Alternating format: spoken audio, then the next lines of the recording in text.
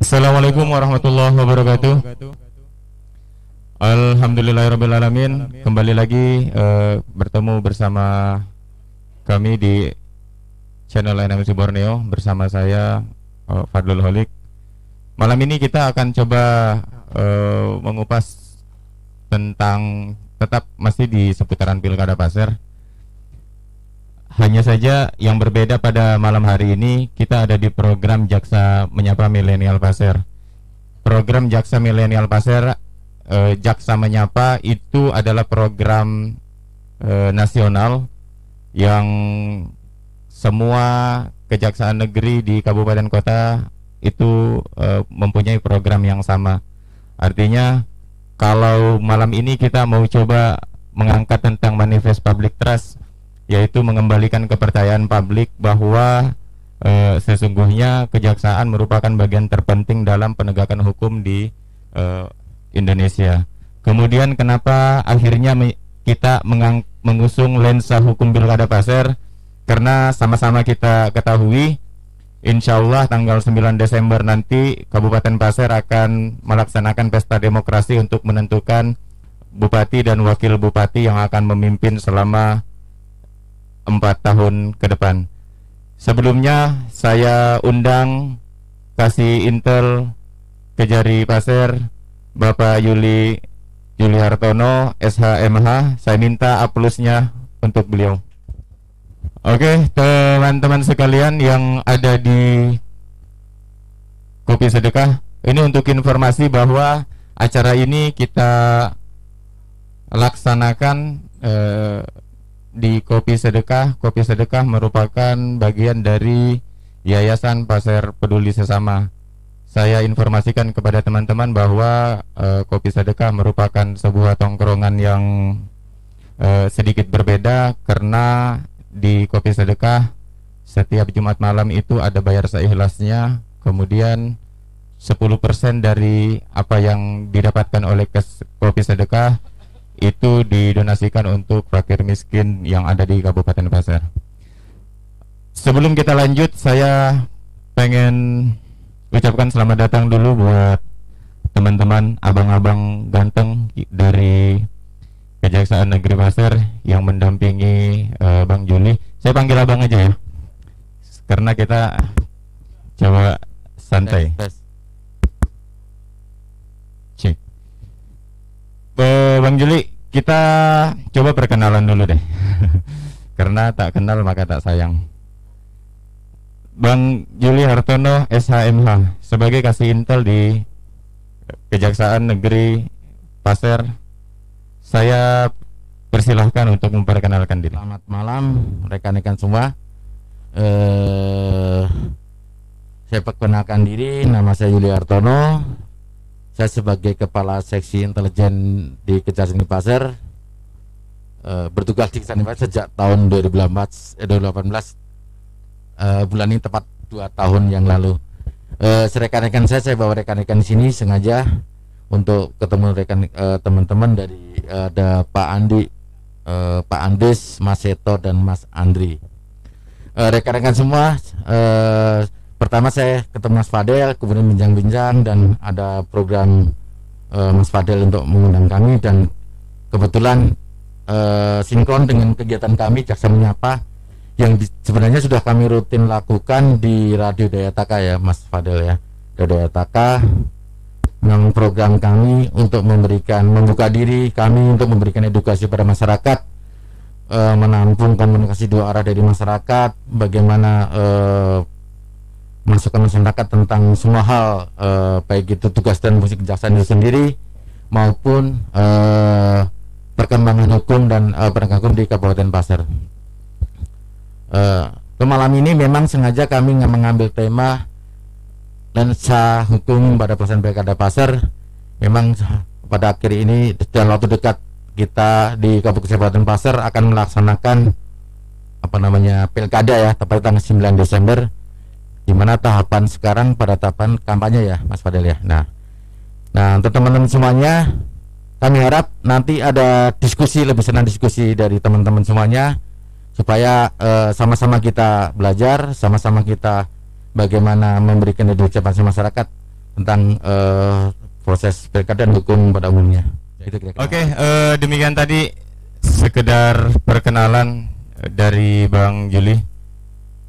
Sekali lagi saya sampaikan bahwa Bang Juli adalah kasih intel di Kejari Pasir, dan ini jadi menarik karena yang pertama gini deh Bang Jul, karena kita santai aja, teman-teman juga selamat menikmati hidangan yang ada kopi gratis, alhamdulillah gitu ya.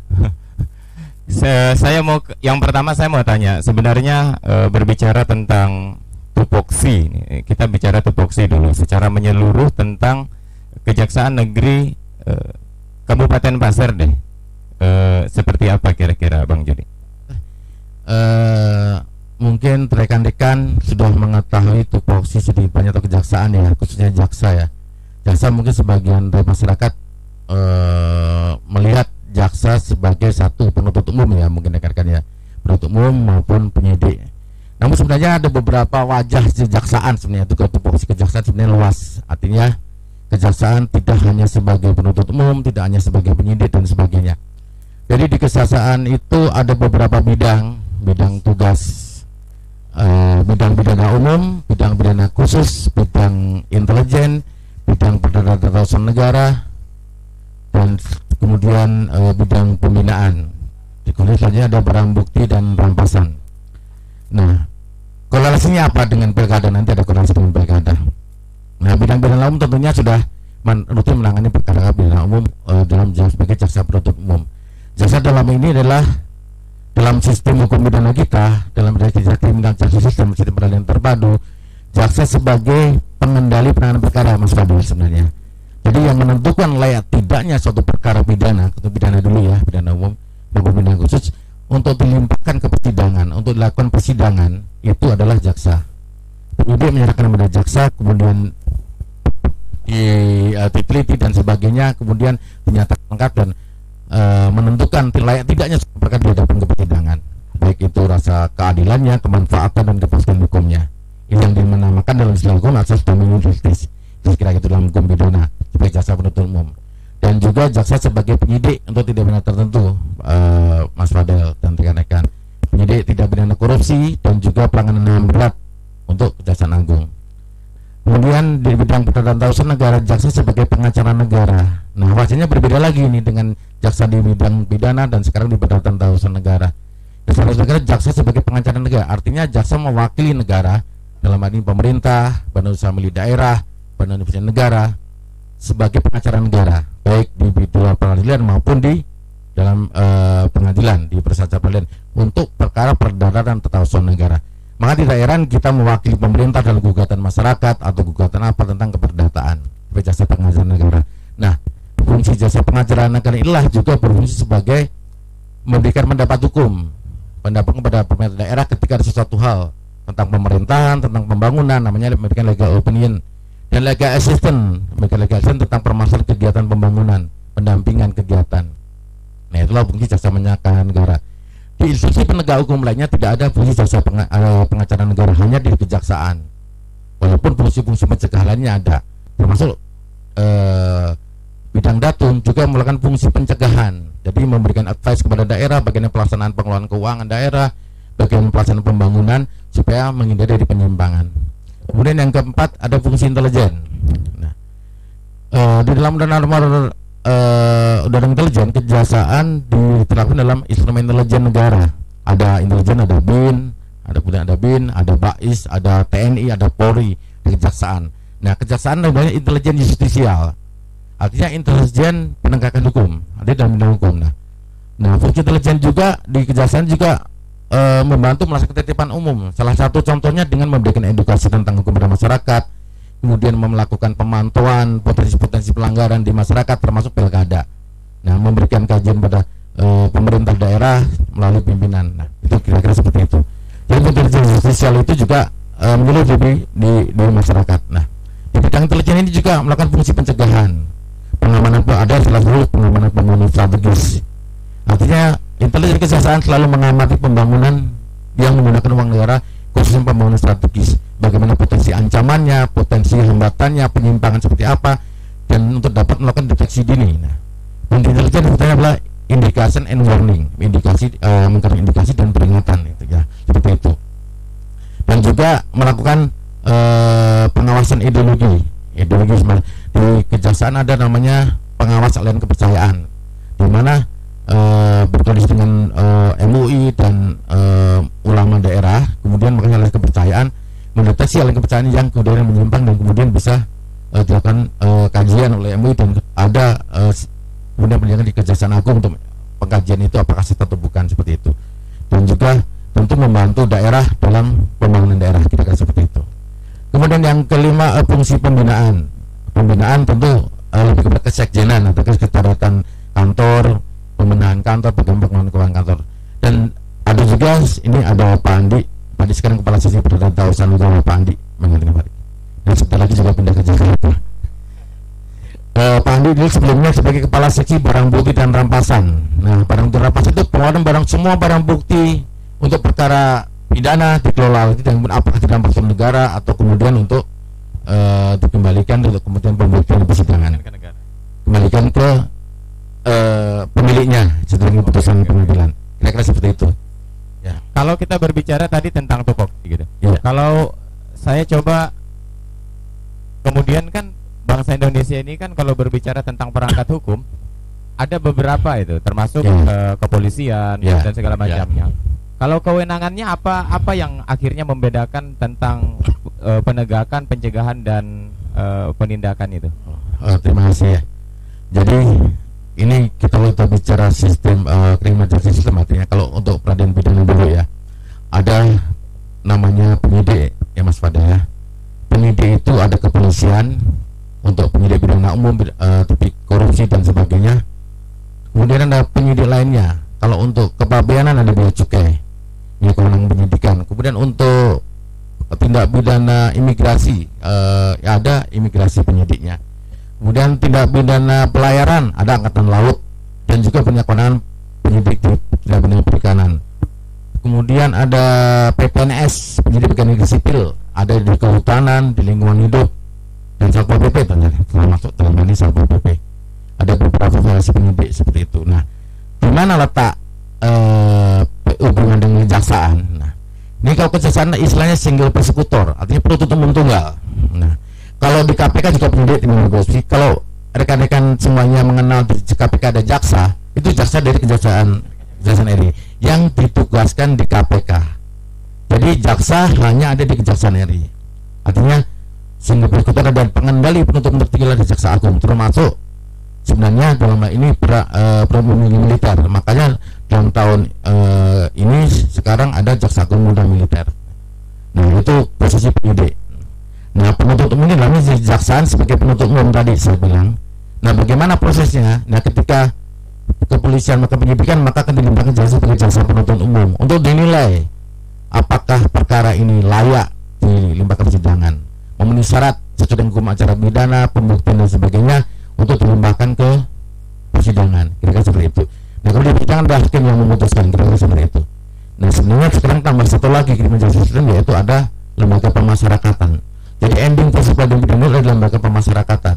Disitulah istilah sekarang warga binaan. Jadi di lembaga pemasyarakatan proses itu berakhir dan melakukan pembinaan, diharapkan tidak mengulangi perbuatannya dan memperbaiki tidak efek jerah, kira-kira seperti itu. Cukup luas sebenarnya kita dapatkan pemaparan dari Bang Juli.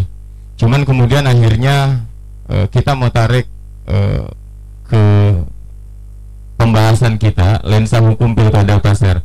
Ketika saya berbicara tentang lensa hukum, secara otomatis kita mau melihat bagaimana Pilkada Kabupaten Pasir ini dalam kacamata hukum.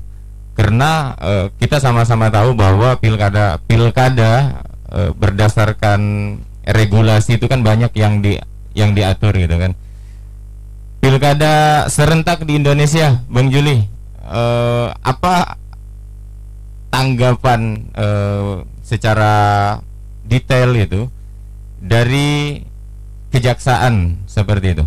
Saya katakan tadi bagaimana korelasi teman-teman rekan-rekan semuanya kan melihat kejaksaan tentu dalam pilkada sekarang yang rekan sekalian kepolisian ya, tentu punya tugas luas, keamanan dan sebagainya. Nah, di mana sih kejaksaan? Nah, selama ini mungkin ada sedikit yang belum mengetahui kan gitu. Kejaksaan dalam proses pilkada sebenarnya berperan sentral sebenarnya kejaksaan itu. Saya katakan tadi dihubungkan dengan tugas kejaksaan atau jaksa mempunyai pengendali dalam menangani perkara pidana sebagai kalau dalam Islam hukum asis dominus justice yang menentukan layak tidaknya suatu perkara dilimpahkan ke pengadilan. Apa hubungan dengan pilkada? Nah, ini kita terangkan. Satu, bahwa kejaksaan dalam proses pilkada di Bawaslu ada namanya sentra gakumdu. Nah, kenapa ada sentra gakumdu penegakan hukum terpadu?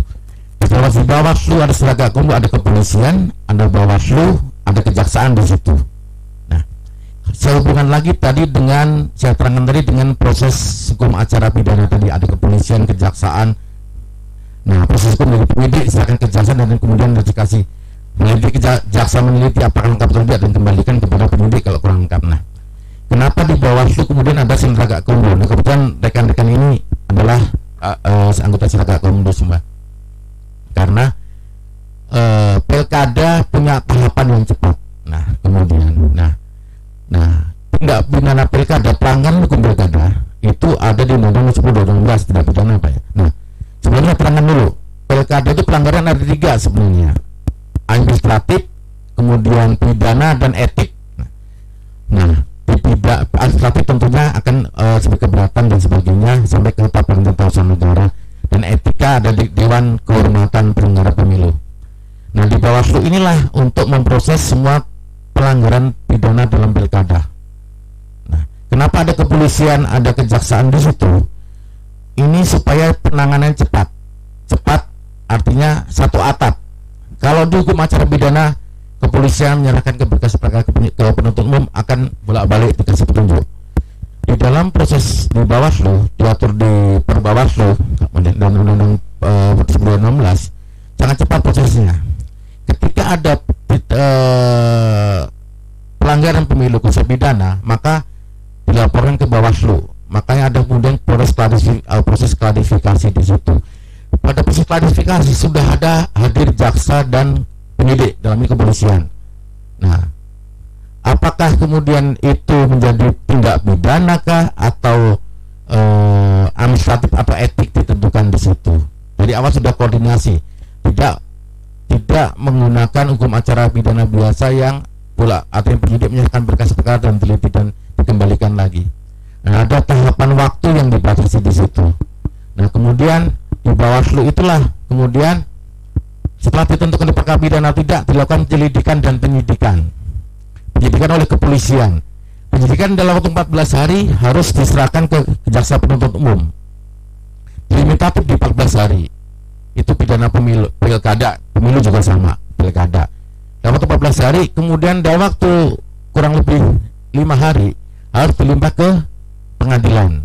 Dan waktu sidang di pengadilan proses pidana pilkada itu 7 hari harus putus. Nah, kemudian dalam waktu 3 hari harus banding. Jadi gitu memang kan. relatif cepat sebenarnya. Relatif cepat. Nah, karena apa? Karena pidana pilkada itu putusannya bisa berkaitan atau bersentuh dengan tahapan pilkada selanjutnya. Nah, maka rekan-rekan semuanya dipahami. Kalau di istilah kami di ada hukum, kenali hukum maka jauhi hukuman. Jadi rekan-rekan memahami proses hukum itu supaya apa? Supaya ketika ada nanti ini kaitan dengan pilkada ini terjadi, itu ada salurannya, mekanismenya. Itu kira-kira seperti itu. Jadi satu, itu peran jaksa penuntut umum. Yang kedua, jaksa perdata usaha negara. Kami di KPU Pak Kepala Staf Perdata Usaha masuk dalam pokja hukum. Dan ketika ada sengketa pilkada di Mahkamah Konstitusi tentunya, di KPU digugat oleh salah satu calon atau masyarakat. Nah, maka kami mewakili KPU dalam sengketa pilkada. Nah pengalaman saya mewakili KPU kan di Mahkamah Konstitusi pernah. Jadi KPU memberikan kuasa khusus kepada jaksa pengacara negara untuk mewakili KPU atau pemerintah daerah dalam sengketa pilkada. Kira-kira gitu. Kalau lihat dari penjelasan itu kan dari semua sektor sebenarnya fungsi dan kewenangannya kejaksaan itu sebenarnya sangat sangat apa ya, ada di ujung tombak juga sebenarnya, berdampingan dengan pihak kepolisian, Bawaslu kalau di penyelenggara. Akan tetapi kan seperti ini, kalau kita berbicara tentang kewenangan, ada proses-proses di Bawaslu ini kan yang bagaimana sebenarnya regulasi yang mengatur bahwa Bawaslu ini punya kewenangan full atau tidak dalam penindakan seperti itu. Mungkin seperti itu, Bang.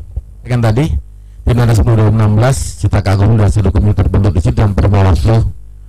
Di situ diatur bahwa dan bahkan ada keputusan bersama antara kepolisian, Bawaslu dan kejaksaan. Di situ ada hukum acara tersebut. Saya katakan tadi bahwa Bawaslu adalah sebagai wasitnya kalau dalam pidana. Nah, ketika ada pelanggaran, makanya di bidang titip dia keberatan dijadikan Bawaslu. Nah, di dalam pidana pemilu Bawaslu bisa melakukan kualifikasi bersama dengan jaksa penuntut umum dan kepolisian di dalam wadah Bawaslu, di dalam wadah Setraga Kumdu. Kewenangan Bawaslu adalah bersama-sama dengan kejaksaan kepolisian mengurus pidana pilkada. Nah, inilah di Setraga Kumdu itulah di undang-undang diwadakan di Bawaslu, tetapi penyidikan dan penuntutan tetap berada di kepolisian untuk penyidikan dan penuntutan di kejaksaan.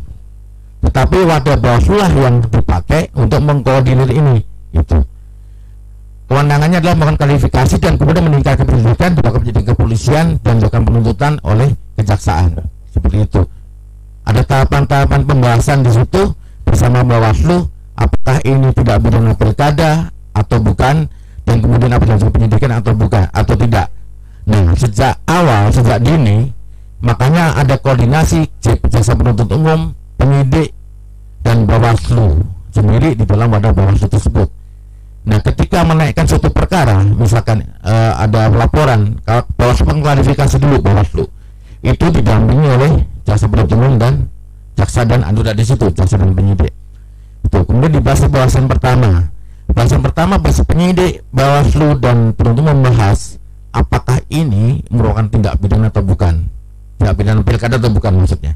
Ketika itu masuk dari pilkada, maka dilanjutkan dengan penyidikan, dilanjutkan ke pembahasan kedua, gitu Pak Andi ya. Nah, kemudian dilakukan penyidikan di fase ketiga dan dilakukan penuntutan. Nah, penyidikan itu dilakukan 14 hari. Nah, kenapa 14 hari cepat? Karena sejak awal dibuat koordinasi dalam Setraga Kumdu tadi antara kepolisian dan kejaksaan dan Bawaslu, sehingga meminimalisir terjadinya misunderstanding antara penyidik dan penuntut umum. Seperti itu kira-kira. Kerawanan pilkada itu tadi, artinya ini kerja bersama dong antara Bawaslu kemudian pihak kepolisian sebagai penindak nantinya dan kejaksaan. Nah, ada beberapa kerawanan sebenarnya yang harusnya ini menjadi perhatian juga bagi masyarakat itu kan, termasuk misalkan kita berbicara tentang netralitas aparatur sipil negara, kemudian kerawanan tentang bisa saja nanti ada terjadinya politik uang yang ini kan luar biasa. Sebenarnya kalau berbicara ini harusnya menjadi warning juga dong, gitu kan? Harusnya menjadi warning juga bahwa yang persoalan netralitas, kemudian politik uang dan segala macamnya yang merupakan kerawanan ini berpotensi mendapat tindakan hukum. Bagaimana kemudian ini bisa menjadi warning bagi masyarakat dalam kontestasi pilkada seperti saat ini? Saya ada catatan kami, ada beberapa titik kerawanan ya dalam pilkada maupun ini ya. Pertama, politik identitas, artinya berdasarkan kajian kami, karena sebagian karena di Indonesia sekarang ada 70 daerah, kabupaten kota dan provinsi yang melakukan pilkada. Nah, ini adalah kalau orang sekarang bilang belum move on mungkin ya, belum move on, artinya masih terbawa konstelasi pilpres kemarin, gitu kan. Ini secara kajian seperti itu. Jadi ketika pilpres kemarin terjadi polarisasi yang tinggi, artinya politik identitas. Nah, bukan tidak mungkin terbawa pada saat pilkada. Artinya ketika pilpres kemarin terjadi polarisasi politik identitas termasuk keagamaan, ini menjadi terbawa sampai dengan tahun 2000 sekarang, karena baru setahun yang lalu, ya kan. Nah, kemudian tapi media identitas kalau menurut kami di Kabupaten Pasir atau di Kabupaten Pasir, kalau saya lihat Kabupaten Pasir khusus Kalimantan ini lebih kepada ketokohan ya, karena siapa yang dia kenal dia pilih itu. Kemudian tadi identitas kerawanannya, karena masih membawa identitas keagamaan dan sebagainya yang bisa menunjukkan kerawanan terjadi konflik. Nah, kemudian netralitas aparatur sipil negara. Nah, kita tidak menafikan ada beberapa calon kan gitu, kita sebut aja. Kita tidak bicara politik ya, kita bicara bagaimana potensi kerawanan secara sudut pandang hukum ya. Ya, ada beberapa calon yang mempunyai ikatan kekerabatan terhadap pejabat atau PNS lah gitu. Nah, itu sedikit banyak mempengaruhi netralitas PNS, bisa timbul gitu. Nah, potensi kerawanan indikasi secara indikasi belum bisa terjadi, bisa tidak kan gitu. Nah, itu saya katakan netralitas PNS. Banyak pejabat daerah yang berkepentingan misalkan dengan pasangan-calon A, B, C dan sebagainya, itu netralitas PNS bisa dipengaruhi walaupun tidak terang-terangan, karena kalau terang-terangan juga ada pelanggarannya atau ketentuannya. Kemudian politik uang. Nah, ini tidak kita nafikan lagi bahwa pemilihan di Indonesia lah pemilihan ongkos yang tinggi. Kita sudah menjadi rahasia umum bahwa untuk menggerakkan massa itu butuh uang dan sebagainya. Bahkan untuk kendaraan calon pun harus butuh uang. Dan ini rawan terjadi dan mungkin terjadi dan sangat mungkin terjadi. Dan kemudian yang keempat, relasi kekuasaan dari politik lokal. Nah, ini juga bisa terjadi, khususnya petahana. Khususnya nggak ada petahana Mas Fadil ya, nggak ada petahana. Ya, nggak ada petahana saya katakan. Nah, ini bisa terjadi ketika petahana mencalon kembali, karena pada saat berkuasa masyarakat tidak bisa membedakan sebagai apa dia kan seperti itu, dan bisa menggerakkan potensi-potensi termasuk daerah dan bisa berujung kepada pelanggaran hukum di pilkada. Dan kemudian kampanye hitam di media sosial. Nah, ini juga menjadi tidak terhindarkan karena perkembangan teknologi. Ada besar membuat sekarang mungkin tidak terjadi 5 tahun yang lalu ya. Ini adalah era milenial, bagaimana media sosial untuk mengkampanyekan atau menyerang dan mendesak seseorang. Ini terjadi. Dan kemudian satu lagi lupa, kalau ini kan protokol COVID. Nah, pada saat terjadi jangkit COVID, maka kemudian dilakukan penundaan. Nah, ini justru titik rawan yang paling rentan sekarang adalah ancaman COVID. Bagaimana pelaksanaan kampanye, bagaimana berkumpul dan sebagainya. Walaupun PKPU sudah mengeluarkan PKPU nomor 13 tahun 2020, bagaimana mengatur bagaimana kampanye dan sanksi dan sebagainya. Namun ini menjadi titik kerawanan yang tidak berimbas kepada, tapi berimbas kepada masyarakat semuanya. Baik, jadi kami mohon dari masyarakat semuanya bahwa tetap memberikan protokol kesehatan, tetap pakai ketentuan, karena memang ada ketentuan yang harus ada konsekuensi hukum yang harus ditanggung ketika protokol kesehatan dilanggar. Kira-kira gitu Mas Fadel. Baik teman-teman sekalian, saya mau kembali ke pembahasan. Ini pembahasan menarik sebenarnya, karena kita sadar tidak sadar sebenarnya nih Bang, media sosial hari ini kan menjadi platform media baru lah, yang mana banyak digunakan orang untuk melakukan sosialisasi, apalagi di masa-masa seperti ini kan, masa-masa kampanye seperti ini. Sebenarnya ada ndak aturan main ini tentang media sosial? Karena ini kan terbuka secara luas, ini siapapun bisa mengakses dan menggunakannya seperti itu. Bagaimana menurut Bang Gili? Terima kasih. Kalau aturan media sosial ini, kalau mungkin paradigma dulu media sosial itu bukan hanya belum privat lagi. Nah, ketika teman-teman posting itu sudah masuk ke ranah publik, jadi bukan privat lagi. Nah, kadang orang beranggapan memposting sesuatu itu ranah privat, tidak menjadi masalah, itu pendapat saya. Tapi itu misalkan yang belum posting, tapi ketika masuk ke ranah publik, ke Instagram, ke Facebook, ke WhatsApp yang diakses banyak orang, ataupun itu menjadi ranah publik, tentunya akan berlakulah hukum publik kan seperti itu. Kemudian yang berlaku tentang ITE, informasi dan elektronik tadi. Nah, ada beberapa hal diperhatikan seperti kesusilaan, kesopanan, penghinaan dan sebagainya. Pada sebagian tentu pengamatan dulu dianggap undang-undang lebih kan gitu. Kadang-kadang artinya kita bisa kritik atau penghinaan dan sebagainya kan gitu. Nah, itu menjadi hati di situ. hubungan dengan pilkada, ada kalau undang-undang pilkada undang-undang leg spesialis, leg spesialis, leg generalis, artinya ketentuan khusus mengesampingkan ketentuan yang umum. Ketika misalkan sebagai contoh pasangan calon menghasut misalkan gitu, mendeklarasikan pasangan calon lainnya atau kemudian menghasut sesuatu, nah bisa kena delik pilkada karena ranahnya menjadi ranah undang-undang pilkada kan gitu. Ada pasal di dalam pasal 69 kata Pak Andi tadi bahwa tentang mengawali kampanye tentang sara suka agama ras bisa ke delik pilkada kan gitu. Karena memang dilakukan pada saat tahapan pilkada dan tahapan kampanye, kira-kira seperti itu.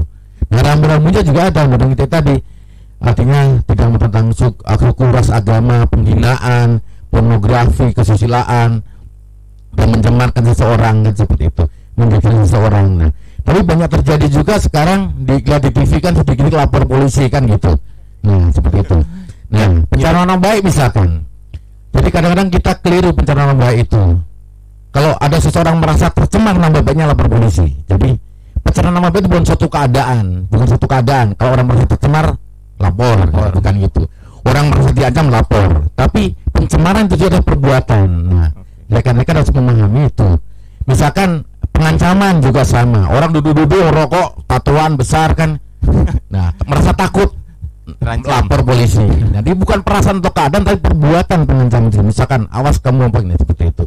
Pencemaran juga seperti itu. Pencemaran itu bukan keadaan dirinya yang merasa tercemar, bukan menjadi delik pencemaran baik, tetapi apa namanya perbuatan. Nah, kita baru-baru ini kita dengar lah, kita nggak sebut namanya, seseorang yang memposting menagih hutang, kan dengar ya tadi di media. Ya, ini karena edukasi atau diskusi nggak masalah kami sampaikan. Ketika nagih hutang di Instagram, padahal yang bersangkutan benar-benar punya utang, lapor polisi, kan gitu. Nah, dia merasa tercemar nama baiknya. Padahal betul-betul punya utang. Padahal betul-betul punya utang. Itu gimana jadinya itu? Ya, itu bukan pencemaran baik menurut saya sebenarnya. Kalau dia nggak punya utang, dia misalkan si A punya utang saya 800 juta, nah itu bisa aja pencemaran baik karena tidak sesuai dengan fakta yang ada. Tetapi kalau dia benar-benar utang, dia pun nggak bisa ditagih. Bayar utangnya mas kan gitu, merasa tercemar. Jadi bukan perasaan yang tercemar, bukan keadaannya, tapi perbuatan dirinya itu sendiri. Kira-kira seperti itu. Makanya hati-hati dalam menggunakan media sosial. Ada batasan-batasan tertentu. Nah, semacam hasutan ajakan untuk melakukan sesuatu, nanti juga bisa kena hasutan, kena dan sebagainya. Dan undang ITE itu ancamannya lumayan ya, ancaman 6 tahun dan sebagainya. Nah, itu saya kira seperti itu. Jadi saring sebelum share lah, kira-kira seperti itu. Makanya kita kenali kaidah-kaidahnya supaya kita terlepas dari proses permasalahan hukum kita kasih waspada. Ya. Jadi Bang Andi tapi dia bukan orang Bugis, bukan Andi Bugis ya. Sedikit masukannya Bang Andi, atau perkenalan dulu lah. Bang Andi bagian apa sih di Kejaksaan? Makasih. Assalamualaikum warahmatullahi wabarakatuh. Nama saya Andi Setiawan. Saat ini saya sebagai Kasih Perdata dan Tata Usaha Negara. Oh, siap. Supervisor. Walaupun ini yang nyita-nyita itu ya, citaan-citaan itu. Dulu. Jadi per Senin kemarin saya udah dilantik jadi Kasih Datun. Kalau dulu kasih barang bukti, cuma ini dapat SK lagi sebenarnya. Pindah ini. Jadi nggak lama lagi di sini. Saya stressing karena kemarin saya di Gakumdu, jadi anggota Gakumdu. Stressing saya cuma pemahaman kepada masyarakat itu masalah laporan adanya tindak pidana. Oke. Nah, ini yang menjadi penting, menjadi perhatian sebenarnya, bagaimana keakuratan sebuah laporan untuk keberhasilan di tingkat berikutnya.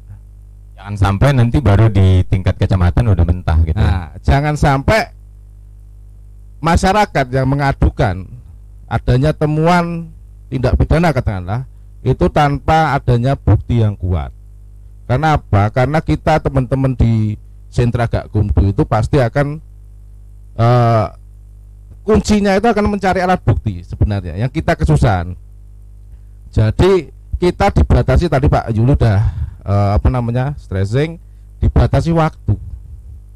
Bagaimana waktu ini penyidikan cuma 14 hari, padahal kita dibebani untuk mencari alat bukti. Nah, itu yang penting. Jadi masyarakat itu melaporkan adanya temuan, adanya indikasi tindak pidana itu harus ada bukti permulaan yang cukup. Nah, kalau kita berbicara tentang durasi waktu itu kan ada yang 14 hari kemudian di pembuktian 7 hari kemudian ini kan waktu yang relatif pendek. Apa memang apa pertimbangannya sehingga durasi waktu ini begitu singkat? Sementara untuk menentukan seperti misalkan saya juga termasuk yang pernah bikin laporan gitu Bang Andi ya. Saya bikin laporan kemudian untuk pemenuhan bukti-bukti 14 hari 2 minggu tidak cukup, relatif panjang untuk memenuhi. Dan ini menjadi dilema juga, kita melapor kemudian belum sempat memenuhi semua unsur, waktunya habis, time limit gitu kan. Itu apakah memang dibuat seperti itu untuk tidak bisa dibantah lagi atau gimana sebenarnya Bang Andi? Ya, terima kasih. Ini kembali lagi ke politik hukum ya. Jadi penyusunan peraturan perundang-undangan kita ini kan sebatas melaksanakan apa yang sudah tertuang di undang-undang seperti Siap. itu. Nah, inilah yang makanya masyarakat ini ya jangan kok melapor saja, nggak selesai nih perkara. Nah, itulah kendalanya di situ. Kendala kita di situ. Makanya kita jaksa sama penyidik sekarang ini kan ada di Sentra Gakumdu. Makanya ketika ada laporan kita klarifikasi oleh Bawaslu, kita wajib mendampingi sekarang. Oke. Jadi bagaimana laporan ini bisa berbobot, kemudian sudah ada alat bukti yang cukup sehingga bisa dinaikkan ke tingkat selanjutnya. Oke. Seperti itu. Nah, ini kembali lagi politik dari hukum dari suatu negara. Itu juga masalahnya. Ya, karena ya Oke, siap. termasuk itu tahapan karena implikasi dari putusan pidana ini bisa mempengaruhi tahapan selanjutnya. Betul. Makanya kenapa limitatif diatur. Sementara di proses politik pilkada ini memang tahapan itu kan paling singkat gitu. Iya. Ada yang 10 hari kemudian masuk ke tahapan berikutnya. Kemudian ada yang 5 hari pakai Artinya gini, dalam hukum kenapa harus cepat di situ Bawaslu dan undang-undang. Artinya ada tindak pidana pilkada tertentu. Siap. Yang putuskan itu berimplikasi adalah keabsahan pasangan calon pada tahap selanjutnya. Oke. Makanya kemudian diatur limitatif bagaimana secara proses cepat pidana itu supaya inkrah, supaya segera mendapat kepastian hukum untuk dapat digunakan dalam tahapan pilkada selanjutnya. Belum tidak mungkin putusan yang inkrah itu akan berkaitan dengan keabsahan pasangan calon misalkan. Oke. Untuk pasangan untuk mengikuti tahapan selanjutnya misalkan keabsahan itu bisa kemudian seperti itu. Makanya kemudian 14 hari, 7 hari sidang, 3 hari banding dan sebagainya. Kalau sama Mahkamah Agung sampai 1,5 bulan inkrah. Makanya seperti itu supaya ketika nanti tahapan selanjutnya seperti membandingkan tentunya dapat kepastian hukum, itu yang dicari kan gitu. Dicari bagaimana kepastian itu diperoleh sehingga pasangan calon yang dihasilkan nanti sudah berintegritas dan legitimate, kira-kira seperti itu. Oke. Ke Bang Andi lagi lah. Bang Andi yang sudah lumayan lama lah bergelut di Gakumdu kan. Sebenarnya persoalan-persoalan apa saja sebenarnya yang paling sering terjadi yang kemudian harus menjadi perhatian bagi masyarakat bahwa yang ini tidak perlu terjadi lagi. Paling banyak jadi laporan yang paling banyak itu ya tentang politik uang. Politik uang. Mengenai politik Dan ini hampir tidak bisa dipungkiri sebenarnya. tidak bisa dipungkiri. Cuma kelemahan dari laporan itu mentah. Kalau saya bilang mentah, dia hanya dengar segala macam. Kemudian kita klarifikasi orang yang bersangkutan, ternyata orang yang bersangkutan tidak membenarkan hal tersebut. Nah, itu kendala sebenarnya. Ada juga masalah gini Bang Andi. Ada yang nyata dia memiliki bukti dan segala macamnya, tapi karena takut diintervensi, kemudian dia tidak berani melaporkan. Jadi melewati orang lain kan tidak, tidak sah. Nah, itulah kendalanya. Jadi pembuktian kan tidak bisa testimonium, maksudnya tidak bisa dari keterangan yang didengar dari orang lain, harus yang bersangkutan sendiri. Nah, kendalanya seperti itu. Karena apa? Antara pihak pemberi dan penerima pun bisa sama-sama kena. Makanya inilah yang menjadi kendala sebenarnya. Orang akan melapor ketika dia menerima deliknya sudah selesai, dia juga nggak akan berani melapor karena dia kena juga. Iya, itulah yang jadi kendala sebenarnya. Menarik sebenarnya perbincangan kita. Cuman kita pengen gini, di tengah-tengah kita ini kan ada teman-teman, ada adik mahasiswa, ada adik pelajar. Saya pengen diskusi kita pada malam hari ini berkualitas lah. Ada masukan mungkin dari adik-adik pelajar atau adik-adik mahasiswa seputaran tentang lensa hukum Pilkada Pasir. Artinya saya mau sampaikan bahwa hari ini kenapa manifest public trust gitu. Karena kita harus yakin bahwa Pilkada Pasir ini menjadi sukses dan menimbulkan kepercayaan bagi publik bahwa ini berjalan tetap di atas relnya seperti itu. Assalamualaikum warahmatullahi wabarakatuh. Waalaikumsalam. Nama saya Fikri Razak Tana dari SMA 1 Tanah Grogot. Ya, mohon izin Pak, saya mungkin ingin bertanya tentang hukum yang terkait dengan pilkada sekarang ini. Jadi saya melihat beberapa waktu ini ada suatu lembaga begitu yang melaksanakan polling lewat media sosial, atau ada langsung sekelompok orang begitu yang mengadakan acara debat atau sosialisasi untuk memperkenalkan pasangan calon ini. Nah, menurut dari mata hukum, apakah acara tersebut tidak melanggar hukum? Karena ini bersangkutan langsung dengan bagaimana cara orang memperkenalkan paslon tersebut. Mungkin itu saja dari saya. Assalamualaikum warahmatullahi wabarakatuh. Baik, terima kasih Bang atas kesempatannya. Saya Arman dari mahasiswa. Jadi gini, tadi yang disebutkan Bapak narasumber tadi ya, kalau di Pasir yang dia kenal yang itu yang dia pilih kan Pak ya. Kita tahu di Pasir ini tingkat pendidikan kita baru 40%, masih tertinggal jauh dari Jakarta sekitar 70%. Dan juga pemahaman kita juga sama,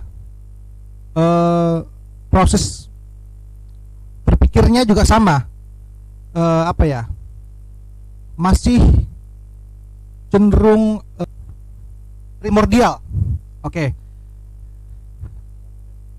Ada beberapa tokoh yang memang belum dikenal sama masyarakat, tapi ada beberapa tokoh yang dikenal sama masyarakat. Tentu ada upaya-upaya lain dari tokoh-tokoh lain untuk berusaha mendapat suara dari masyarakat, baik yang halus mungkin juga yang kasar, mungkin katakanlah dengan money politik seperti itu. Nah, jaksa selaku penegak hukum juga selama ini apa upayanya untuk menangkal atau paling tidak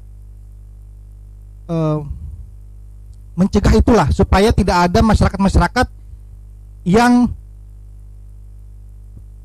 memilih dengan iming-iming tertentu seperti itu, karena ini sangat membahayakan kita di masa depan.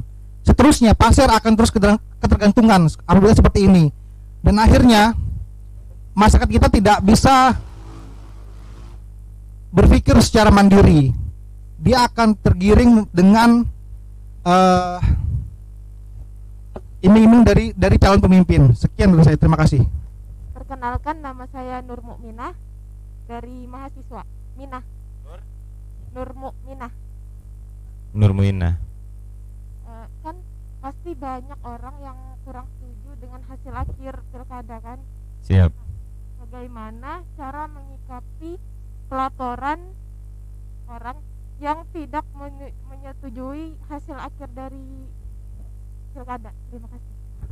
Pertama, sosialisasi melalui sosmed, kemudian mengadakan debat. Tapi debatnya kan bukan debat kandidat, tapi bukan debat sebenarnya, dialog tim ses. Bang Juli, silakan. Pak Andi menambahkan. Pertama saya sosialisasi ya. Tadi sosialisasi kemudian mengadakan polling ya. Dan saya kira tidak menjadi masalah orang melakukan penelitian polling, tidak menjadi masalah kan, sepanjang polling itu dilakukan tidak menghasilkan sebagainya, tidak menjadi masalah. Misalkan kelompok pemuda misalnya melakukan Karang Taruna mengadakan polling di desa A, kira-kira sampelnya nih siapa yang milih siapa, saya kira menjadi masalah. Itu hak masyarakat untuk mengukur publik kan, pendapat publik, tapi nggak ada masyarakat, bisa berguna bagi masyarakat itu sendiri sebenarnya kan gitu bagian. Dan kemudian lembaga ketika misalkan ini Mas Fadel nih tiba-tiba tim sukses A datang, ayo lagi nih adu gagasan, saya kira positif malah kan gitu. Bagaimana menerjemahkan gagasan dia ke publik kan gitu. Sepanjang dilakukan menerjemah gagasan pasangan calon ke publik menjadi tugas mereka sebenarnya. Ruang itu sebenarnya ruang yang dibutuhkan sekarang di kita ini. Di kita ini kan tidak ada ruang publik untuk berdiskusi sebenarnya. Masyarakat tidak pernah diajak berpikir, taunya si A si B janji saja kan gitu. Justru menurut saya ruang-ruang publik seperti itu harus dibangun. Bagaimana masyarakat kata Rocky Gerung gitu kan berpikir, diajak berpikir kan gitu. Kalau masyarakat Indonesia tidak pernah diajak berpikir. Ketika diskusi berbeda dianggap menistakan, dianggap menghina, dianggap dan sebagainya. Justru itulah harus dibangun sebenarnya. Masyarakat membangun ruang publik untuk berdiskusi itu cerdas, mencerdaskan masyarakat sepanjang dilakukan dengan baik, tidak menimbulkan konflik, tidak menghasut, tidak memprovokatif. Artinya kalau dari Vicky tadi, ini kan tidak ada jaminan ini Bang, bahwa ada lembaga ini tidak terjamin dia berhak untuk menyelenggarakan debat publik atau segala macam. Itu seperti apa? Saya kira kalau debat publik diskusi sama saya sih jadi masalah. Karang Taruna mengundang diskusi pasangan tim sesa nggak menjadi masalah sepanjang tujuannya untuk menggali gagasan mereka, ya menerjemahkan gagasan mereka. Masyarakat berhak tahu dong siapa yang akan dipilihnya, bagaimana sih gagasannya untuk Kabupaten Pasir ini. Tidak menjadi masalah. Yang menjadi masalah ketika diundang kemudian tanpa izin Pak Berundang mengundang massa yang banyak dan menimbulkan kegaduhan. Tentunya kalau keramaian tentu ada ketentuannya kan gitu, mengundang izin keramaian dan sebagainya. Ada izin dari kepolisian, dan kepolisian akan menilai ketika ini mengganggu keamanan atau dalam rangka COVID-19 sekarang ini, maka protokol kesehatan tentu tidak diizinkan. Berarti lebih kepada bukan kepada ruang diskusinya, tetapi kepada ketitipan umumnya gitu. Jadi ketika diundang rame-rame menimbulkan konflik, itu pelarangan itu lebih kepada bukan orang untuk dilarang berdiskusi dan berpikir, bukan, tetapi kepada ketertiban umumnya. Akhirnya kalau tidak terjaga keamanannya, timbul konflik, mengganggu ketitipan umum. Nah itulah yang pihak aparat dan penguasa wilayah dalam ini bisa melarang dalam ketitipan umumnya ya Mas ya. Jadi kalau tidak ada orang berserikat, berkumpul, berpendapat, tidak ada yang melarang, berdiskusi tidak ada yang melarang, sepanjang tadi tidak mengkutipkan umum dan juga tidak melakukan hal-hal yang bertentangan dengan nilai kenegaraan. Ada aturan main yang harus dijalankan seperti itu. Kemudian yang kedua dari Mas tadi ya Arman. Tadi bahwa mengatakan bahwa masyarakat primordial, memang benar kan gitu. Kalau di Kalimantan ini masih primordial, artinya lebih semangat ke identitasnya lebih tinggi, kesukuan atau primordial. Kalau saya perhati ini pengamatan saya, dan koreksi kalau saya salah kan gitu, pengamatan kami dari Jajan dan karena memang ideologi kepartian di sini tidak terlalu kan gitu, tidak terlalu. Artinya antara dua primordial, semangat kekerabatan dan kedua keagamaan. Nah itulah makanya saya katakan tadi di wilayah Kalimantan pada umumnya, kalau kaitan dengan pilkada kepada figurnya yang dia lihat, mau partai hijau, kuning, merah, jambu tidak menjadi masalah. Yang penting figurnya yang akan di masyarakat. Nah berbeda dengan di Jawa sana yang masyarakatnya heterogen. Setelah di daerah saya Solo, Klaten dan sekitarnya, dia sudah bermain kepada ideologi kepartian di situ. Partainya apa? Nah kalau daerah saya sana yang kuat PDIP misalkan, asal banteng kalau orang kampung saya banteng kan gitu. Mbah-mbah dulu gitu loh, walaupun tidak kenal siapa calonnya, itu yang membedakan. Jadi antara ideologi dan primordial tadi beda. Nah itu karakter daerah, saya tidak mengeneralisir tapi karakter daerah itu. Dan kemudian tanya Mas tadi bagaimana peran kejaksaan gitu. Nah kami ada beberapa penerangan hukum. Nah inilah mungkin kami belum menyentuh ke ini lewat radio Daya Taka. Bahkan pilkada ini sudah kami bahas kira bulan Februari yang lain, saya berapa kali ke radio Daya Taka. Dan kemudian dalam rakor di KPU kami ada Gakum di Bawaslu, saya termasuk di Kasidatun ada pojok hukum di KPU. Beberapa rapat koordinasi kami memberikan masukan bagaimana termasuk dalam hal ini pelaksanaan penegakan hukum protokol kesehatan dan sebagainya. Di kalangan masyarakat kami di Jaksa Masa Sekolah ada program Jaksa Masa Sekolah, jadi Jaksa Menyapa melalui Radio Daya Taka sebentar ini. Dan alhamdulillah Mas Fadel mengajak kami ke sini. Nama Fadel dan ini menjadi ruang kami. Nah, kami terima kasih. Mungkin kami kalau diskusi dengan Mas Fadel, mungkin kami belum banyak dikenal. Memang kami personil terbatas dan kemudian makanya kita kenal kan. Aplikasinya yang kurang. Nah, saya harap monggo rekan-rekan semuanya, baik dari organisasi apapun pemuda, dari KNPI kah, dari kemahasiswaan atau dari apapun itu, ormas apapun itu monggo. Kalau memang kira-kira kami bekerjasama dengan kami ada sesuatu kegiatan kami tunda, kami siap membantu. Yang repotnya gini bang, orang kalau dengar kejaksaan itu bawaannya takut. Ya, itu saya sampaikan tadi. Kejaksaan itu beberapa aja. Jadi kalau dipanggil ke kejaksaan tuh orang bilang kalau orang ke kejaksaan, apalagi mohon maaf berbaju aparatur sipil negara, wah ada apa dia misalnya. Padahal kita punya fungsi-fungsi yang lain, fungsi penegakan hukum, fungsi penerangan hukum, fungsi pencegahan dan ketidakmampuan edukasi dan sebagainya, fungsi pendampingan pemerintah, pelayanan kepada masyarakat, banyak fungsi kami. Nah, kalau desa-desa mungkin ya, setelah ini pada desa-desa banyak kita juga melakukan pendekatan kepada kades-kades, bagaimana pengelolaan dana desa dan sebagainya. Nah, kira-kira seperti itu Mas. Nah, monggo saja ini kami membuka diri, teman-teman membuka diri, bagaimana kami melibatkan diri atau dilibatkan lah monggo.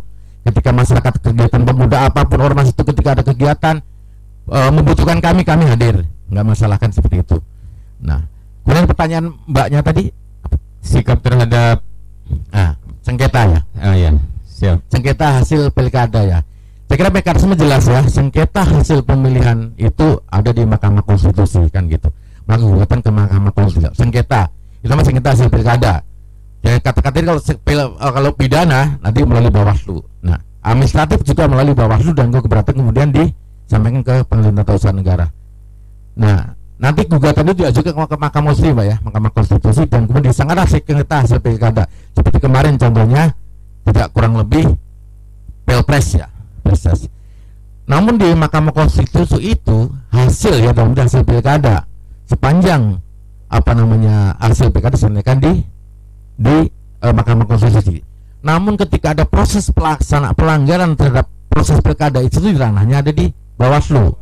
Makanya harus kita bedakan. Nah, makanya ketika ada pelanggaran pilkada, pelanggaran tidak benar, silakan lapor ke Bawaslu. Kalau nunggu nanti misalnya ada orang berpendapat nunggu hasilnya keluar kemudian sengketa ke Mahkamah Konstitusi. Karena memang makanya dibilang orang kritikan pengamat hukum mengatakan Mahkamah Konstitusi Mahkamah kalkulator kan gitu. Karena memang dalam undang-undang sengketa hasil pilkada sepanjang tidak memenuhi hasil pilkada tidak akan dikabulkan. Pengalaman saya seperti itu ya, kira-kira seperti itu. Ketika proses pilkada itu ada ranahnya, ranah Bawaslu, ranah lebih baik diselesaikan di masa prosesnya. Ya. Ini juga pemahaman bagi tim sukses kan gitu. Ya, ini bukan, tapi memang harus proses hukum harus dipahami, masyarakat harus tahu. Ini bukan saya mengomporin dan sebagainya enggak. Tetapi masyarakat harus pencerahan hukum tahu bahwa proses pelanggaran pilkada, tidak benar pilkada ada di Bawaslu. Ketika segera laporkan kan gitu. Nah itu sedikit juga memang yang menang di MK ya, sedikit juga. Nah itu pertanyaan. Supaya apa? Satu, kalau paham proses hukumnya tidak akan melakukan hal-hal yang di luar proses hukum kan gitu. Makanya ada orang melanggar itu digeruduknya kan seperti lebih langsung lapor ke Bawaslu seperti kata Pak Adi tadi dengan mekanisme tadi, laporan disertai bukti yang jelas kan gitu. Ada efek hukumnya. Kalau bapak-bapak rekan-rekan sekalian tiba-tiba menggeruduk melakukan penekanan, maka urusan lagi beda lagi. Ya kan itu akan timbul tidak pidana selanjutnya dan juga tidak bagus untuk kondusivitas dan demokrasi di wilayah Kabupaten Pasar. Oke. Nah, kira-kira mau Mas Adi nambahkan? Bang Andi silakan. Sosialisasi tadi, persoalan sosialisasi, persoalan primordial, kemudian sengketa pemilu secara garis besar. Ya, terkait debat sosialisasi yang diadakan itu menurut saya bagus-bagus saja gitu loh. Sepanjang tadi sampaikan kalau memang itu nanti ketika debat kemudian terjadi adanya penghinaan segala macam menjatuhkan satu sama lain itu yang jadi masalah. Jadi masalah bisa langsung dilaporkan, nggak masalah itu ketika terjadi. Tapi kalau diskusinya memang bentuk edukasi kepada masyarakat itu saya rasa tidak ada masalah. Tuh, kemudian yang kedua masalah bagaimana sih mengatasi money politik? Ya sebenarnya peran dari kita sebagai yang muda-muda ini, generasi milenial. Karena kalau Pak Karno bilang berikan 10 pemuda akan saya guncang dunia. Masa kita tidak bisa untuk mengedukasi kepada masyarakat terutama yang di desa-desa segala macam untuk menghentikan politik uang itu? Karena apa? Kalau diserahkan ke aparat penegak hukum, tidak mungkin bisa untuk mengantisipasi politik uang itu. Peran serta masyarakatlah yang paling penting. Peran serta masyarakat itu yang penting untuk. Tapi semisal ini lahir dari tingkat kejenuhan masyarakat juga, bahwa toh kalau nanti sudah terpilih juga kami juga nggak dapat apa-apa. Mending ambil yang sekarang itu seperti apa kira? Ini kan persoalan juga sebenarnya kan, karena memang ya adalah yang seperti itu kan, ketika terpilih kemudian tidak melakukan apalagi namanya kepada masyarakat ini, tidak melaksanakan janji-janjinya, kampanye tidak dilaksanakan akhirnya ya itulah. Jadi agak repot juga gitu Bang ya. Ya, makanya peran serta masyarakat yang paling penting untuk itu. Sepanjang masyarakat masih seperti itu, tidak mungkin itu hilang money politik. Ya Pak, aparat penegak hukum bisanya cukup memberikan edukasi, memberikan penyuluhan kepada masyarakat bahwa itu salah. Gitu. Ketika ada bukti ya kita tindak. Kalau tidak ada bukti ya mau apalagi kan gitu. Betul. Kemudian ada masalah sengketa hasil pilkada. Nah, itu tadi disampaikan Pak Yuli, memang benar ketika pasangan calon ini keberatan ya harus mengajukan ke Mahkamah Konstitusi terkait apakah nanti itu substansinya terkait kesalahan pelaksanaan segala macam, itu yang akan membuktikan Mahkamah Konstitusi. Sepengetahuan saya, ketika itu tidak dilakukan secara struktur, sistematis dan masif, itu tidak akan dibatalkan. Cuma mungkin akan nanti ada pemilihan ulang di beberapa wilayah yang bermasalah segala macam. Nah, itu sebagai edukasi juga kepada masyarakat dan tim sukses. Mungkin itu. Dan ini jadi perhatian juga bagi pasangan calon yang akan bertarung, bahwa sekarang tugasnya tinggal jalankan aja ini prosesnya dengan baik dan benar, sehingga tidak ada lagi angan-angan bilang akan bisa menggugat ke Mahkamah Konstitusi. Kita ada lagi atas waktu yang telah diberikan kepada saya. Perkenalkan, nama saya Darto. Saya mahasiswa Institut Seni Budaya Indonesia Kalimantan Timur. Pertanyaan saya itu merupakan sebuah pertanyaan yang sederhana kepada bapak-bapak, abang-abang semua. Ketika terjadi sebuah kita artikan sebuah money politik nih Pak, kan masyarakat semua itu tidak banyak mengetahui bagaimana cara untuk melaporkan. Itu pertama. Nah, pertanyaannya itu seperti ini, yang menjadi barang bukti itu apa dalam kegiatan money politik? Uangnya kah atau foto uangnya, kan gitu. Banyak masyarakat itu menganggap barang bukti itu adalah uangnya, dan kita tahu uang itu berarti juga dong buat kita kan gitu. Ya mungkin bisa dijawab Pak, mohon maaf pertanyaan saya yang sedikit agak sederhana dalam forum seperti ini. Nama saya Tasim, saya dari mahasiswa, ingin bertanya terkait dengan money politik. Beberapa orang kan minim tentang literasi tentang politik dan biasanya gampang terkena iming-iming. Dari kasus itu apakah kita bisa melaporkan, dan jika kita bisa melaporkan, pihak mana yang akan diproses pidana? Apakah pihak yang mengiming-iming atau korban yang kena iming-iming? Terima kasih. Upaya jaksa untuk mencegah ya. Ketika ada money politik kan gitu. Nah, sebenarnya gini, itu makin kita punya fungsi intelijen sosial. Nah, intelijen sosial akan fungsi intelijen kan gitu, mengamati dan sebagainya. Nah, kalau melakukan penindakan atau kemudian mencegahnya, nah sepanjang makanya intelijen punya indikasi deteksi kan gitu, mencegah, memperingatkan, termasuk dengan edukasi dan sebagainya, ini dalam rangka pencegahan terjadinya pelanggaran khususnya tadi yang tadi money politik, dengan memberikan pemahaman risiko hukum dan sebagainya, dan kepentingan demokrasi itu kita berikan. Nah, ketika ada dugaan money politik suatu tempat, tentu kita akan melakukan pengamatan dan sebagainya. Nanti ada setelah aku melakukan penindakan kan gitu. Jaksa punya limitatif untuk melakukan penindakan dalam hal politik uang, makanya kemudian dilaporkan ke Bawaslu yang ada jaksa di situ sebagai jaksa Gakumdu, Sentra Gakumdu, ada kepolisian, ada kejaksaan dan Bawaslu. Upaya pencegahan tentu kami melakukan pengamatan potensi mana yang kira-kira rawan untuk terjadinya indikator-indikator kerawanan pilkada tadi. Nah, setiap ada begini, kita sudah memetakan, kita dalam satu daerah kita sudah menyampaikan pikiran keadaan indikator kerawanan pelaksanaan pilkada, misalkan indikator saya katakan tadi, indikator kekerabatan, indikator relasi kuasa, indikator politik uang, indikator politik identitas dan sebagainya, indikator konflik, indikator pengaruh, indikator sipil, aparatur sipil negara, dan kita petakan dan kita melakukan penelitian tentu dengan cara kami, dengan metode kami penelitian, dan itulah pencegahan. Nah, kami kemudian melakukan pemetaan itu dan berusaha masuk ke dalamnya dengan fungsi-fungsi penerangan hukum, baik kepada aparatur sipil negara atau kepada masyarakat. Lalu melakukan edukasi itu fungsi pencegahan kami. Nah, ketika penindakan nanti ada di Gakumdu di Bawaslu. Nah, kami juga mungkin bersama dengan Kominda Aparatur Intelijen daerahnya, seperti kepolisian dan sebagainya, bertukar informasi seperti itu. Nah, cara pencegahan seperti itu. Deteksi dan pencegahan. Nah, kemudian pertanyaan selanjutnya tadi barang bukti. Nah, dalam proses hukum pidana ada namanya barang bukti, ada alat bukti. Bedanya apa? Berbeda alat bukti dan barang bukti. Kalau alat bukti ada keterangan saksi, keterangan tersangka, ahli, surat, petunjuk dan sebagainya. Itu alat bukti. Nah, barang bukti itu kapan berubah menjadi alat bukti? Barang bukti itu ketika bersesuaian dengan keterangan saksi menjadi alat bukti. Nah, bagaimana cara pelaporannya kalau tadi Mas tadi ketika tidak ada barang bukti kan gitu. Nah, makanya di alat bukti itu diperlukan apa? Keterangan saksi bisa, ya kan gitu.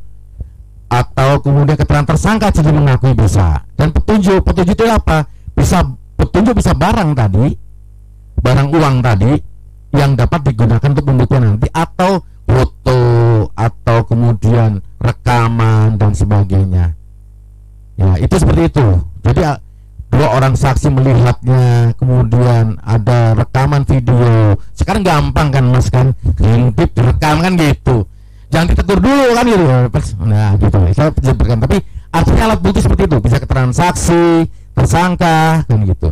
Nah, kalau uang itu bukan alat bukti, itu barang bukti. Nah, gunanya nanti untuk pembuktian.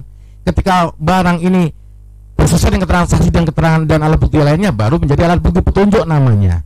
Misalkan uangnya 50 juta, benar pas sama terima 50 juta, benar. Saksi mengatakan 50 juta, ini rekamannya ada 50 juta, bersesuaian. Makanya kemudian menjadi alat bukti. Asal jangan 150.000 gitu ya. Gitu. Ya. Dan kemudian juga setelah melaporkan juga harus sesuai dengan seperti katakan Pak Andi tadi. Kelemahannya seperti itu. Katanya Pak, di sana juga katanya kan gitu. Kalau dalam hukum mana testimonium diadu itu ada keterangan yang diberi orang lain dengan keterangan saksi kan gitu. Tapi sebagai pelapor boleh. Tapi ketika mau melaporkan harus disertai bukti yang jelas tadi katakan tadi. Bukti yang jelas, kapan, di mana, oleh siapa dan sebagainya. Ya kira seperti itu. Kemudian Karim, apa tadi Mas? Ya.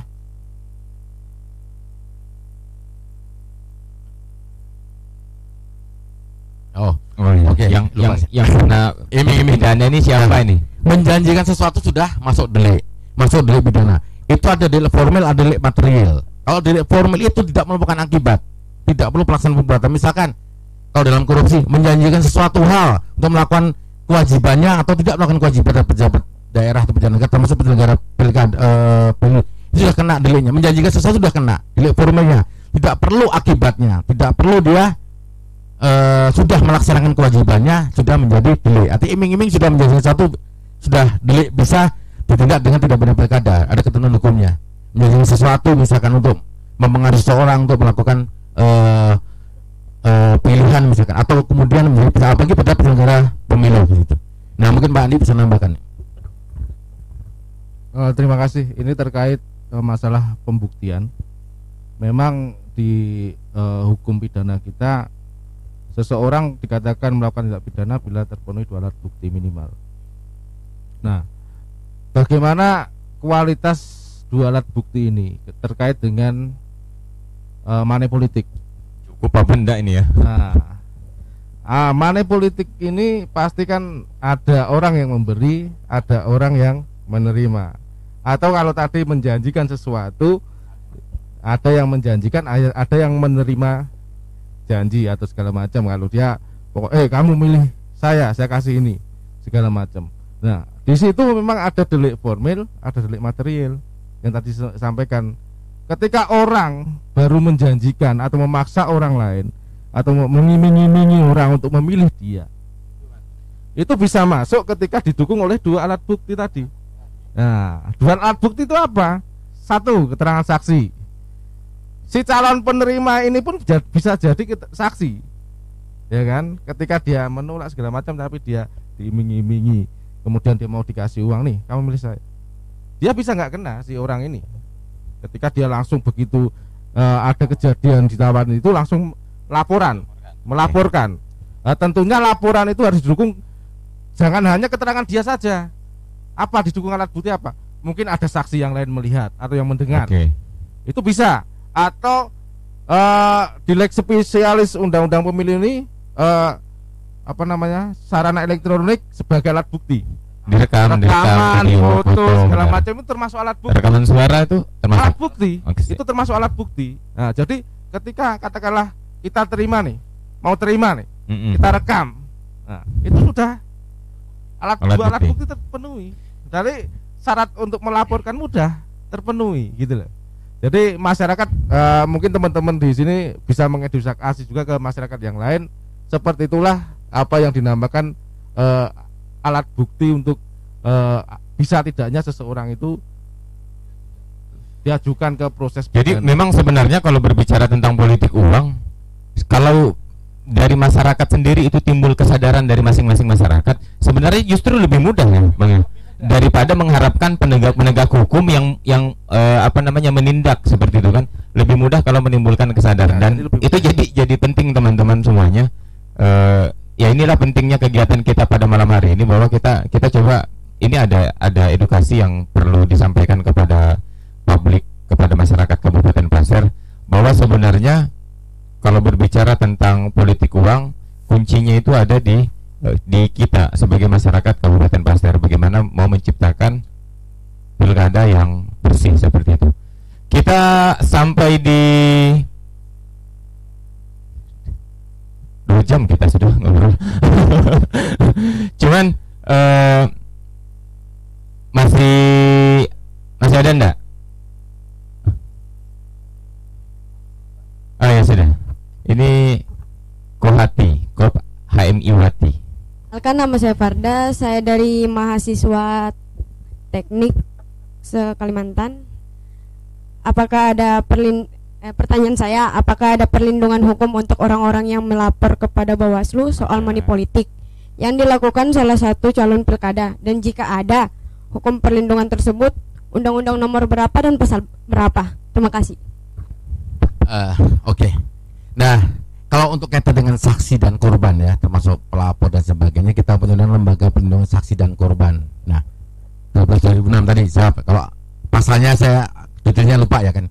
Tapi pokoknya begini, bahwa pelapor, keselamatan dan sebagainya kita lindungi, kita jaga.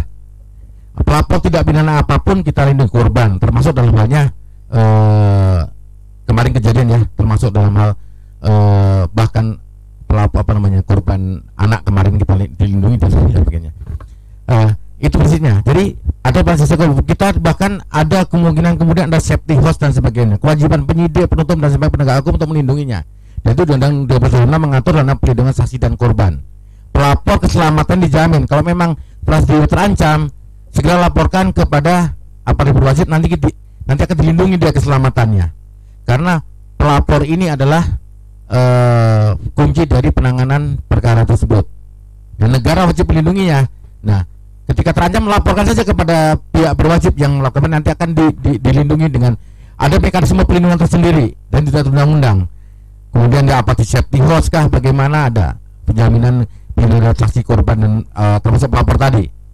Ini jangan khawatir adik sekalian.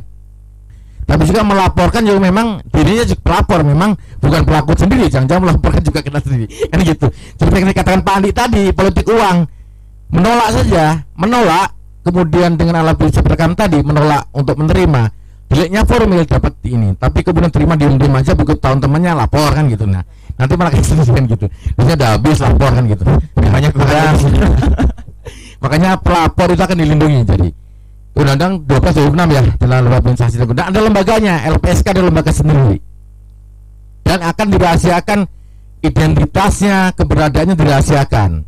Nanti Pak, makanya banyak terjadi gini ketika lapor baik ke kami maupun kepolisian tentang dugaan, kalau kami dudukan tidak bersalah. Pak, yang lapor siapa nih Pak? Kan tidak perlu yang kamu tahu yang lapor siapa kan gitu. Karena bukan keperdataan, tidak perlu saya lapor siapa kan gitu, tidak. Dan kemudian kalau ditahu didatangi ya. Dan itu akan dirahasiakan keberadaannya, dirahasiakan identitasnya, dan penegak wajib melindunginya. Negara wajib melindungi saksi pelapor tersebut. Kira-kira seperti itu. Jadi jangan khawatir kalau lapor ke ini nanti, tapi lapor ya diam-diam lapor. Kalau takut tapi benar-benar saya cuma laporkan ke Bawaslu lah. Beda lagi dia yang buka sendiri kan gitu. Nah, lapor memang lapor, memang takut dia ketahuan, datang aja ke Bawaslu. Dengan di Bawaslu datang dan itu lengkap. Tentu mengisi data di situ untuk pertanggungjawaban dan setelah alat bukti yang cukup. Dan Pak, saya tolong lindungi saya, identitas saya. Tidak menjadi masalah. Nanti penegak hukum akan punya metode sendiri untuk melindungi itu. Kira-kira gitu deh ya. Ada lagi. Kurang lebih 2 jam kita sama-sama di program Jaksa Menyapa dan ini menarik. Mudah-mudahan, saya sih sepakatnya gini, mudah-mudahan dari Kejaksaan Negeri Pasir bisa kita terus sama-sama melaksanakan ini karena penting sebenarnya memandang kehidupan. Bahkan kalau kita mau bilang ini memandang kehidupan dari perspektif hukum. Supaya apa? Supaya kita menjalani kehidupan ini dengan rambu-rambu yang jelas. Seperti itu. Kita di program Jaksa Menyapa Milenial Pasir. Saya terima kasih buat teman-teman. Terakhir saya mau minta closing statement dari Bang Juli dan Bang Andi. Silahkan. Apa saja yang mau disampaikan tentang bagaimana peran jaksa kemudian di masa pandemi di Pilkada Pasir 2010 di 2020 ini. Terima kasih Mas Fadel. Saya kira malam ini menjadi bisa dikatakan saya terima kasih sekali dengan Mas Fadel dan rekan-rekan diberi kesempatan. Artinya kami diberikan ruang, artinya gitu. Yang semua ini kami cari ruang itu kan. Kami berusaha mendekatkan kepada publik. Ada menjadi kewajiban kami sekarang bahwa kejaksaan membuka diri kepada publik. Bagaimana saya menangkap komunikasi masyarakat dua arah, bagaimana saya menangkap keluhan masyarakat baik tentang institusi kami atau persoalan-persoalan hukum di masyarakat. Nah, ini kami rekan-rekan sekalian kami sampaikan terima kasih atas perhatiannya, bahwa kami berharap masyarakat juga terbuka gitu. Apapun persoalan hukum di masyarakat silakan. Kami punya fungsi pelayanan hukum. Datang ke kantor kami silakan sepanjang jam kerja kan kami layani. Bahkan apapun persoalan hukum di masyarakat sepanjang kami bisa berikan, insya Allah kami bantu kan seperti itu. Kemudian yang terakhir kami pesan untuk pelaksanaan pilkada, baik rekan-rekan semuanya dan tentu kalau ada pasangan calon dan sebagainya, bahwa tetaplah berkompetisi dengan menghadapkan kaidah-kaidah demokrasi dan memahami aturan hukum yang berlaku supaya dalam proses pelaksanaan pilkada ini berjalan dengan baik, sportif dan kemudian menjaga stabilitas masyarakat sehingga pilkada itu menghasilkan pemimpin yang legitimate yang tentunya oleh proses demokrasi yang sehat. Dan tentunya kalau sudah legitimit akan menjadi dukungan rakyat untuk kebaikan masyarakat Pasir ke depan. Saya kira gitu. Terima kasih. Pak Andi. Saya satu kalimat saja, jadikan selalu sahabat masyarakat. Itu saja. Kita kasih aplaus buat keduanya. Sekali lagi kita di program Jaksa Menyapa. NMC Borneo ini cuma menyiarkan aja. Dan kita ada di Kopi Sedekah. Saya sampaikan Kopi Sedekah adalah bagian dari Yayasan Pasir Peduli Sesama. Yang menarik dari Kopi Sedekah bahwa di 10% dari apa yang mereka peroleh itu untuk fakir miskin dan orang-orang yang membutuhkan. Kita kasih aplaus juga dong buat Kopi Sedekah. Manifest Public Trust. Kita mau kembalikan kepercayaan publik terhadap perangkat hukum yang bekerja hari ini. Karena apapun alasannya mereka tetap melaksanakan pengabdian kepada negara. Dan kita berharap semuanya berjalan sesuai dengan rule-nya.